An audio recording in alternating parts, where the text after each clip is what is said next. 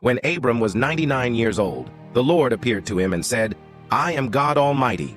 Walk before me and be blameless. I will confirm my covenant between me and you and will greatly increase your numbers." Abram fell face down, and God said to him, "As for me, this is my covenant with you. You will be the father of many nations. No longer will you be called Abram. Your name will be Abraham, for I have made you a father of many nations.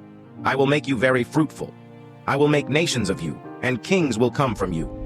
I will establish my covenant as an everlasting covenant between me and you and your descendants after you for the generations to come, to be your God and the God of your descendants after you. The whole land of Canaan, where you are now an alien, I will give as an everlasting possession to you and your descendants after you, and I will be their God." Then God said to Abraham, "As for you, you must keep my covenant, you and your descendants after you for the generations to come. This is my covenant with you and your descendants after you, the covenant you are to keep. Every male among you shall be circumcised. You are to undergo circumcision, and it will be the sign of the covenant between me and you. For the generations to come, every male among you who is 8 days old must be circumcised, including those born in your household or bought with money from a foreigner, those who are not your offspring. Whether born in your household or bought with your money, they must be circumcised. My covenant in your flesh is to be an everlasting covenant. Any uncircumcised male who has not been circumcised in the flesh will be cut off from his people. He has broken my covenant." God also said to Abraham, "As for Sarai your wife, you are no longer to call her Sarai. Her name will be Sarah. I will bless her and will surely give you a son by her. I will bless her so that she will be the mother of nations. Kings of peoples will come from her." Abraham fell face down.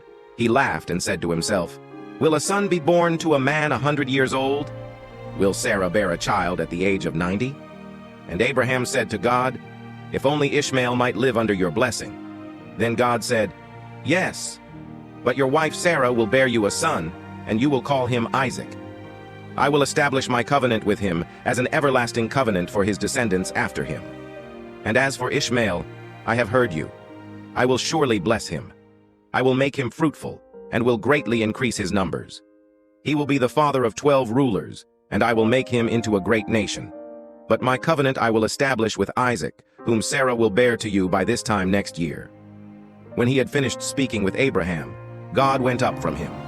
On that very day, Abraham took his son Ishmael and all those born in his household or bought with his money, every male in his household, and circumcised them, as God told him. Abraham was 99 years old when he was circumcised, and his son Ishmael was 13. Abraham and his son Ishmael were both circumcised on that same day. And every male in Abraham's household, including those born in his household or bought from a foreigner, was circumcised with him.